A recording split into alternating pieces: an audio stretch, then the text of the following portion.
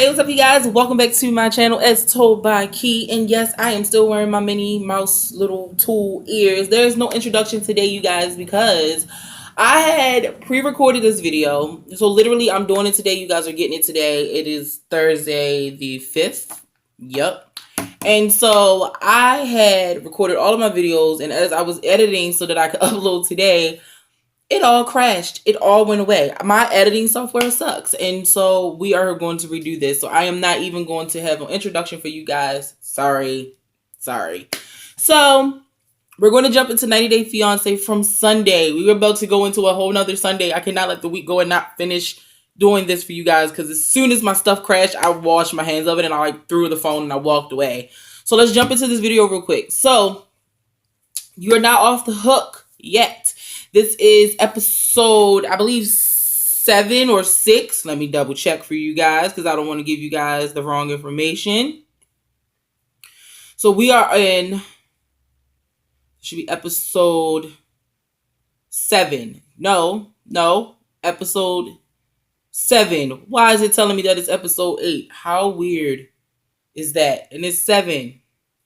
1, 2, 3, 4, 5, 6, 7. Not off the hook. And I'm not even going to lie to you guys. When I started watching it, I was just like, oh, it's going to be boring because of how it started. It starts with David and Annie. But as it goes into it, I'm like, oh, this is going to be a good episode. And when we see episode 8, it's going to be even better. So I'm going to start with David and Annie. So Annie has decided that she wants to cook for David's sister, who is coming to town. She has not been to Kentucky in like 10 years. I think she said 7 or 10 years. And she had to get a rental place because, of course, David and Annie stay in a firehouse and it's uncomfortable there. So she got a spot to rent. Now, David's plan and Annie's plan are totally different plans, okay? Annie just wants to cook and try to get somebody on her side. She is tired of, feeling like an outcast in the family and things like that. So for David's sister to be coming, it's like an opportunity to meet somebody that hasn't already met her. And David's plan is to ask for money, which is what David tends to do quite a bit. So they get the food and everything, and David's talking to Annie like, we couldn't have got this anywhere else. And she's like, no, only at an Asian market. You guys do not know how to cook. By the way, hella offended, because I definitely know how to cook, and so does my mothers, and some other people in my family. But Annie says offensive shit, and then when people say things back to Annie, she can't take it, and I hate it so much. So they get the food. They get to David's sister's rental spot. Her house is beautiful. Well, the rental house is beautiful. And so Annie gets in and she's already like comparing. She's like, oh, this is so nice. It's bigger than mine and things like that. So Annie cooks dinner. They sit down to eat. And David's sister is like explaining to Annie how when he went over to Thailand, she didn't think he was going to stay that long. It was like a really long time. Like, she just felt like he needed to reboot himself. And so as they're talking, David's sister says, David has made me feel like everything is okay, and I needed to just come down and see for myself because I'm hearing otherwise. And so she starts questioning them, and she's like, how are things? And Annie's face tells on them, right? Even if David wanted to lie, he couldn't have, because Annie was just like, ugh. And so David is talking about how they have to come up with $1,000 for the rent. They have to pay this bill and this bill and this bill. And, the sister's like, are you working? And he's like, no, I'm not working. It took a little bit longer than I thought it would. And, it's been a half a year for them. And so Annie's like, just take whatever job you need to take, because we have bills and we have things to do. And it's like, just take whatever now so that we can get by. And then when you're ready, like, we can step up and you can move up and do whatever it is you need to do. David's stupid, lazy behind is like, it's not that simple. And the sister was like, yes, it's that simple. It's just that simple. Like, what you talking about is not that simple. Take a job, any job, David. Burger King, McDonald's, Wendy's, a cashier at a supermarket. Take a job, David, because Annie can't work right now. So you have to support your wife. So the sister's like, so how are you guys going to get, like, how are you guys getting by? Like, what's going on? David, not even trying to, like, wait till dinner's over, wait till Annie, like, walks out to the car or some shit. Right in front of Annie goes, I was hoping I could borrow the money from you. And like, I know I didn't come all the way down to Louisville, Kentucky for you to ask me for no money. And he was like, I mean, can you help a brother out? And she's like, I mean, he didn't say it like that, but literally, that's the way I would like have to imagine it going. Like, the camera probably was like, no, we have to do that over, David. That's not working. And David got to get serious. And she still said, hell no. She said, I am not enabling you, David. If I give you $1,000 now, that only gets you until whatever the amount was. If I give you money now, that only gets you till next month, and then you still don't have a plan. So you keep borrowing and borrowing and getting yourself into debt. And Annie says the same. She's like, why do you always want to borrow money? Like, why don't you want your own money? You want to borrow, but you don't want to make it. I was like, damn right, Annie. You don't want to make. But you knew that over in Thailand, didn't you? Throwing that out there. So the next scene, we are with Ashley, which is always a great time for me. We're with Ashley, David's sister, and Annie and David, and they're out for dinner. She's invited, like the sister has invited everybody out. And as they're at the table talking, she says, I haven't been here in so long. I haven't seen Ashley in so long. I remember where I used to come down here all the time to help with the kids. And so Annie says, this is where it all goes wrong. Annie says, oh, so when I have kids, you're going to come and help. And the sister's like, what'd you say? One more time. You going to have what? When? Where? You don't have money for rent. And the sister says that. She's like, you guys think you want to, like, he had a vasectomy. She's like, yeah, but David promised me things, lots of things. David promised me. And as she's like, I got 3 kids. That's not good enough for you guys. Like, come help raise your grandkids. And she's like, but they're not mine. And I'm like, fucking Annie, like, you can't say shit like that when you're trying to build a relationship with somebody. You can't say that her kids are not your grandkids. I mean, it's odd because you're 25 and you shouldn't be a grandmother, but you understood that David had a whole family back here in America. So they are your grandkids. And so she's like, I didn't mean it like that. I mean, like, they're not my kids. And Ashley says what the world is thinking. Is that a good idea to be having a conversation about children right now when you guys can't buy food and you're like $60 breaks you? You get what I'm saying? When $60 breaks your pockets, the last thing you need to be talking about is fucking kids. That $60 is diapers and wipes and like a couple of jars of baby food or formula. I don't know how much the shit costs, but I know it costs a lot. And if $60 breaks your pockets just to get food in your home for you and your spouse, you don't need to be talking about kids. Get what I'm saying? Like, especially if you have a situation where you can actually plan for it. Some people can't plan for it. It just happens. He has a vasectomy. You guys can plan for it. This isn't the time. Annie gets pissed. Of course she does. She feels ganged up on. And she gets mad. And I'm proud of Ashley because even though Ashley's trying to find some space for where they make sense together, when Annie gets up after saying she doesn't want to keep explaining herself to everybody, she's tired of it. She gets up, she walks out, and Ashley goes and follows her. And I'm really, really happy that Ashley went to go follow her, you guys, because it just shows that Ashley's trying. But what's bothering me now is like the more that Ashley tries, the more Annie's pulling back because she doesn't trust Ashley because of the last time they were in the same space together, which was the day of her wedding. She felt like Ashley tried to ruin it. So I can respect it in that theory of I feel like you tried to ruin my wedding, so because I feel like you tried to ruin my wedding, then I really can't trust you. But at the same time, knowing that this is all that you guys have, because Chris and Nicole are out. So this is all you guys have. So you have to find some space to be okay with each other and to move forward. Because literally, Annie, this is all the family you have. It's his family. And if you're going to keep like giving them the ass to kiss, then you're going to be lonely than what you are. Because sooner or later, David will get a job. And what are you going to do? I'm just saying. So as she goes after her, they have a conversation. She talks her down. Annie makes a comment that she does not trust Ashley. And ultimately, they end up going back into the dinner and sitting down. The sister made a really good point while they were out talking. She says to David, you don't need to be thinking about kids right now. That should not be the topic of conversation when you're trying to borrow $1,000 from me so that you can just pay your rent. Children are forever. And this isn't something that you can just decide that you want to walk away from. She doesn't know who David is because he walked away from his whole damn family 4 years and stayed gone. So there's that. Okay. So they come back at the table and that's the end of that scene. The next time we see the David and Annie's storyline is Ashley going out to dinner with Annie, trying to make it work. She's like, I don't really trust Annie, and Annie doesn't really trust her. And so they're out at dinner, and Ashley's like, she's trying. And I'm like, good, Ashley, try. Somebody has to be the goddamn adult here, because David sucks at this. And before I even tell you guys what happened at the dinner between the two of them, David made a comment in his interview that if the two of them don't figure out how to get along, he had to make a choice, and it was going to be a difficult one. And in my head, I'm like, you're going to choose Annie.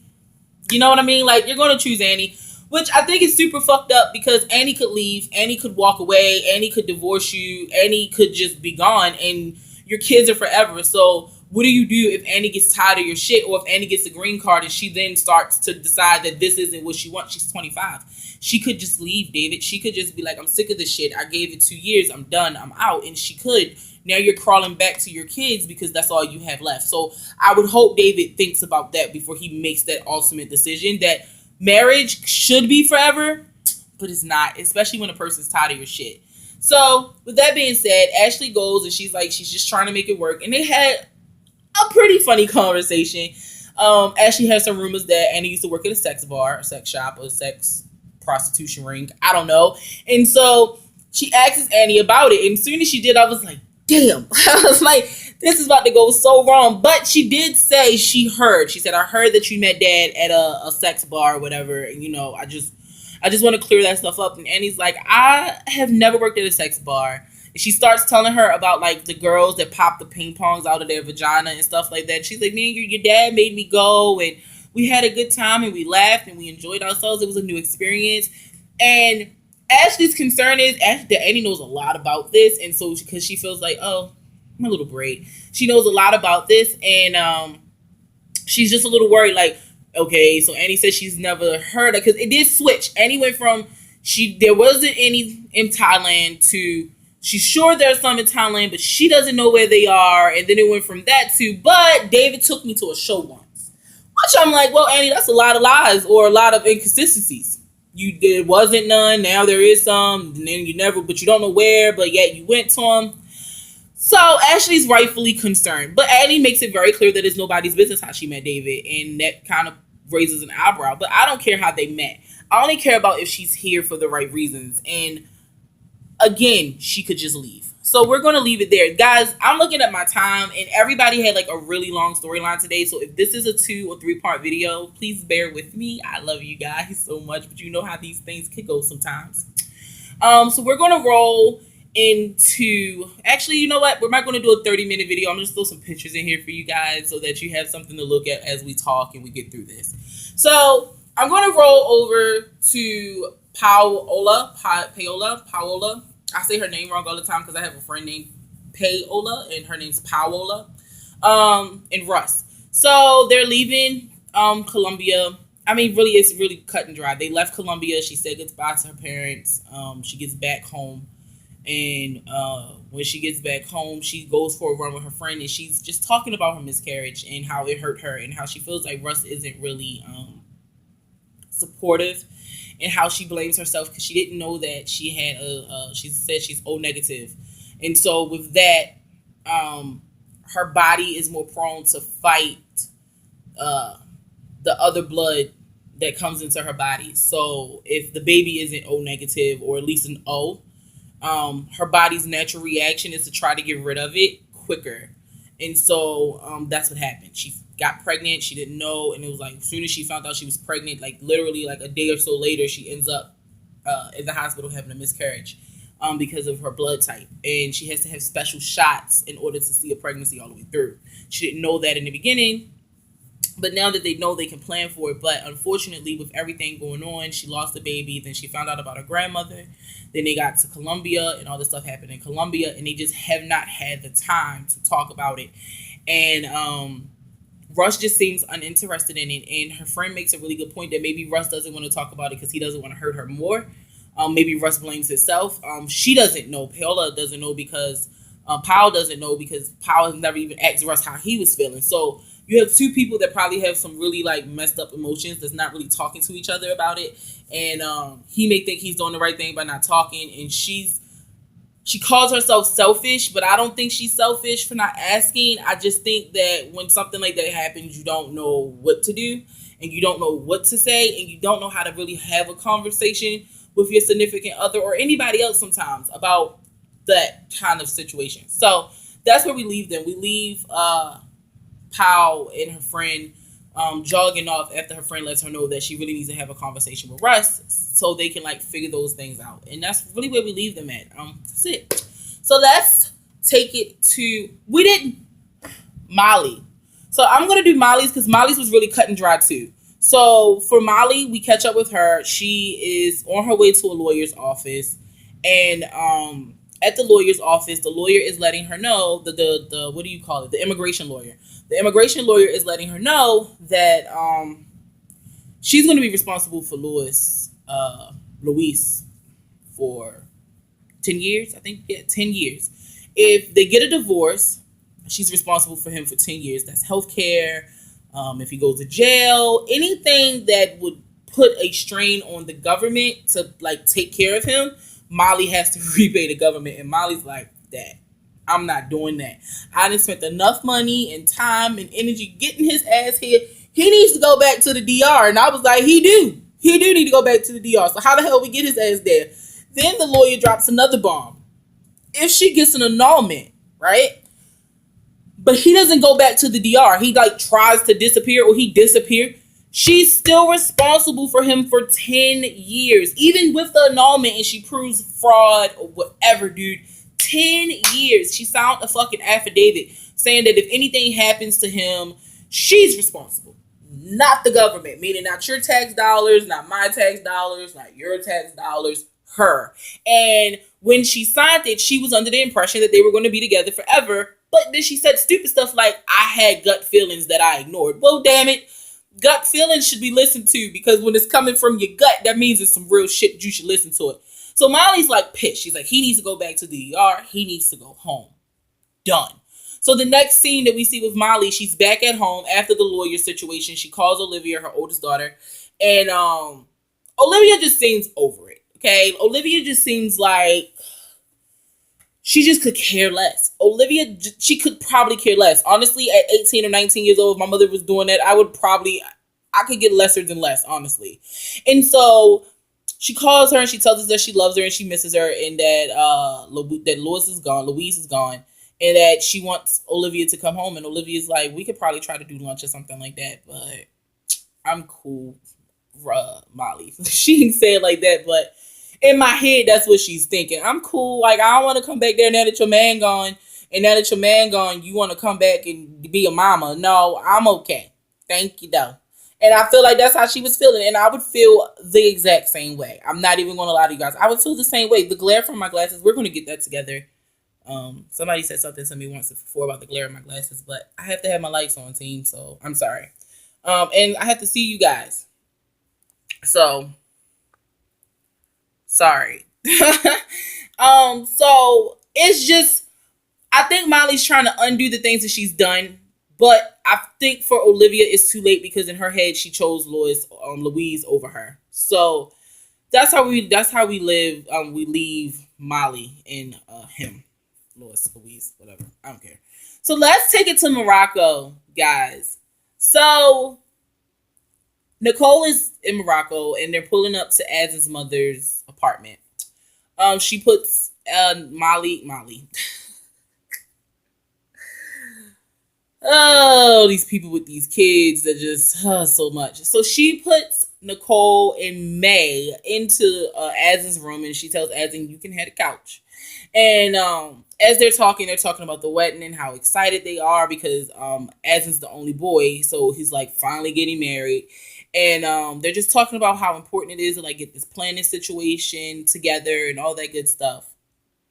And also, in the very beginning, we're talking about Azin's situation with his visa. And he lets us know that the reason he didn't probably get approved is because his ex-girlfriend in another country, they talked to her. And they felt like he was in love with that girl. And they talked a lot, like in depth, about the ex.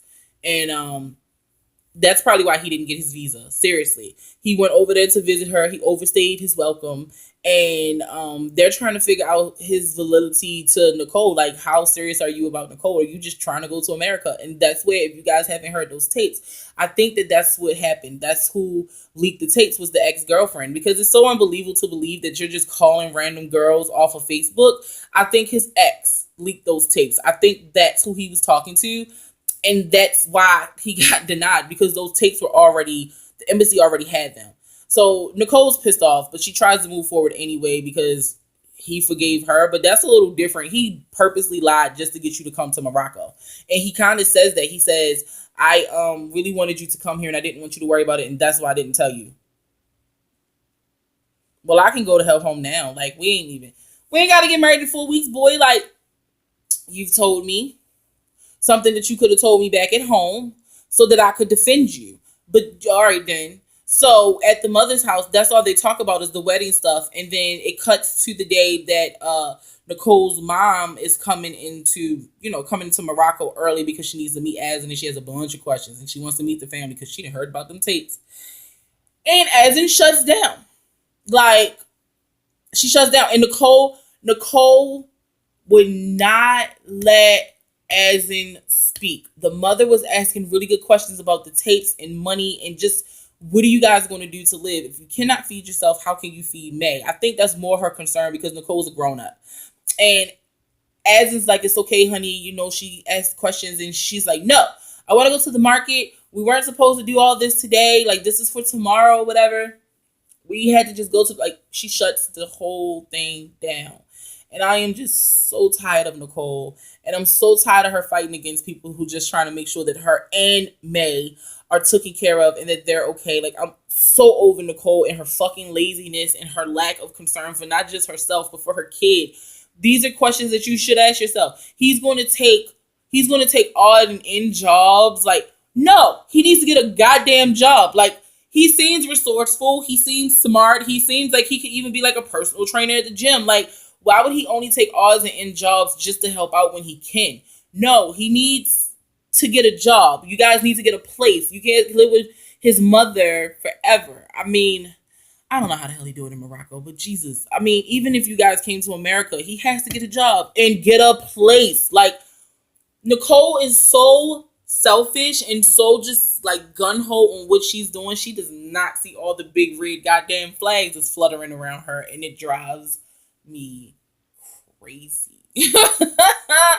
Damn, it drives me crazy. So we're going to end this video with Chantel and Pedro. So we catch up with Chantel and Pedro. Chantel has left the house. She's gone to school hella early. And Pedro takes his sister Nicole out. This is after this big stupid fight over her not wanting to sleep on the couch. Like, her being too good to sleep on the damn couch. So they go out to get beer and something to eat. And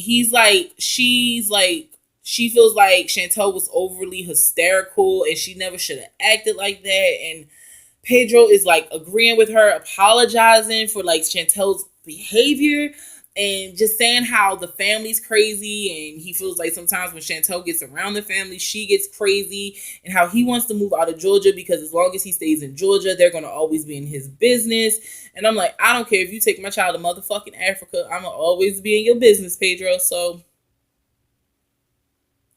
you can move. Go on, take her. And guess the hell what? If she need me, I'm going to be there because that's what family's for. I'm not doing the thing. Like, Chantel defends him at every step of the way. He cannot give her the same respect. And to even sit at lunch and not check your sister for her bad behavior is crazy to me. And they sit and they talk about Chantel and they talk about her family, and it's so fucking disgusting because that is her husband. And the next scene, Chantel comes in and everybody says hi to her, and she goes and she puts her stuff down and she comes to Pedro like, we need to talk. Like, we need to have a conversation. And he's like, oh, speak, say hello. You just walk past with attitude and now all you say is you want to talk. And I'm just like, yeah, nigga, I want to talk. Sorry, guys, if you white and you watching this and that word makes you uncomfortable, but that's how I feel. Yeah, we need to talk in private without your sister being involved, because for some reason when your sister's involved, it goes left. Chantel takes him outside. She apologizes, which I wish she wouldn't have done because she had nothing to apologize for. She did everything in her power to try to make that woman feel welcome, to make Nicole feel welcome. Goddamn Pedro's sister, and $1,000 couch, the $20 flowers, some balloons, and a sleeping bag. Bitch, I don't even do that for my company when they come. I got a pull-out couch and some sheets and a pillow. Good night. That's it. I'm not getting you no sleeping bag. I ain't doing nothing special for you if you ain't one of my mothers or my grandmama. That's it. Everybody else fended for themselves. Like, you young, you can figure it out. Real talk. If he sends you guys money, he bought your plane ticket, and we bought $1,000 couch specifically for you. Not because we needed a new couch, specifically for you. You, sis. And you gonna have an attitude and tell me that you're not sleeping on the couch? Oh, okay then. And Chantel apologizes, and I wish she wouldn't have. And what she says to him was, if you want to go get a hotel with your sister, that's fine. I don't care. Whatever you need to do to make your family feel comfortable and to accommodate your family, just do it. I don't care anymore. Just get it done. Just do it. And he's mad that he's won. Like, what the fuck? Dude, like, Pedro is pissed. I used to root hard for Pedro. I was just telling my mother-in-law last night, my mother-in-law, my mom. It doesn't matter. I don't believe in in-laws. So you guys aren't confused. In your world, she's a mother-in-law, but in my world, she's just my second mom. So he's just like, I was telling her last night, like, I believed in him so hard. And she was saying the same thing. Like, she believed in him so hard because when you first meet them, Chantel was wrong. She was dead wrong. She waited the entire 90 days to not say anything to anybody about him being here for the fiancé visa. She lied, and they blamed him. But now, no, just hell no. So Chantel, in the next scene, after she tells him that he's won and he can do whatever he needs to do to make his sister feel comfortable, and he had an attitude, she's at the parents' house. And she's telling her brother and her sister and her dad and mother about how Pedro was going to go get a hotel to stay with Nicole and this and the third. And I love River. He is like, oh, my spirit animal. He said, if you disrespect my sister, I have no respect for you. And he was telling Chantel something more. I don't even know how old he is. I don't know if they tell us how old he is. Maybe I miss it. The fact that I know his name, I think I don't look at his little cue card in the side. But River makes more sense than anybody else in that house. He says, why do you keep allowing a man to disrespect you? If you keep allowing a man to disrespect you and put his family over you and to ignore your feelings, you're clearly being emotionally abused. Why do you stay? And I'm like, yes. And her mother ready to fight, and the dad's ready to let her fight, and the sister ready, winter ass is ready to throw down. And I'm like, he's the only one speaking any type of sense here. Like, they want to start, like, they want to hire the investigator. I'm like, you probably are, like, it's so, excuse me, guys. It's so much. It's so much. And the only person that makes sense is probably the youngest person in the room, which is River. And after Chantel calms everybody down, her sister, father, and mother, because River was cool as hell sitting in the corner just like, I think you need to stop, I want you to divorce him. I want you to stop letting him, disrespect you. I'm just saying. He's so cool. Like, everybody else all riled up and standing up and ready to go fight.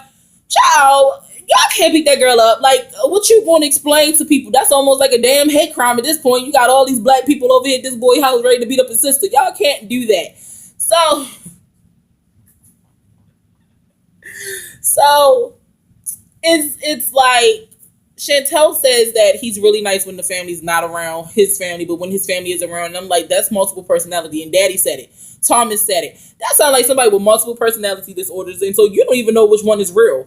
Is the real Pedro the one that he shows you when he's verbally abusive and he puts you down and he doesn't care about his feelings? Or is the real Pedro the one that has to act and pretend because he knows if you leave, that means that he could have an issue later down the line? Like, which person is the act? Which person is the fake one? Because I'm me all the time. I don't put on for my mother or for this person. I am me all the time. If I cuss a lot, I cuss a lot in front of everybody. There is no exceptions to that rule, okay? Period. It's just not. I pay bills and shit. So if I'm a cuss, I'm a cuss. I'm sorry if you're offended by it. Don't talk to me, I guess. Like, I don't have a personality for this person or this person or this person. I just don't. I am who I am, the way I am. Accept me or don't. And so for Pedro to be this person one day and then this person another day, it's just odd to me. And so we ended with, in the whole episode, the whole show, we ended with Chantel. This is how we're ending it because it's really not how it ends. We're ending it with Chantel basically telling the Chantel's dad wants to have dinner with them. And Chantel basically says she thinks it's a horrible idea. She don't think that's a good idea. She doesn't think they should do that because if the conversation from today comes up in that dinner, it's all going to hell. And in the previews, it all go to hell. I don't know why. I don't know how, but it all goes to hell. I thought River threw something at Pedro, but he didn't throw anything at Pedro. Pedro said something disrespectful. River said something to defend that. And because Pedro's around his sister, he got to be Mr. Macho. So he raised up on River. So we'll find out on Sunday. That's it, you guys. I need to go edit this video and throw some pictures in here for you guys because you see that timestamp. It's probably like 30 minutes or some shit, but we had to get through that whole thing. I did not want to give you guys pieces of me.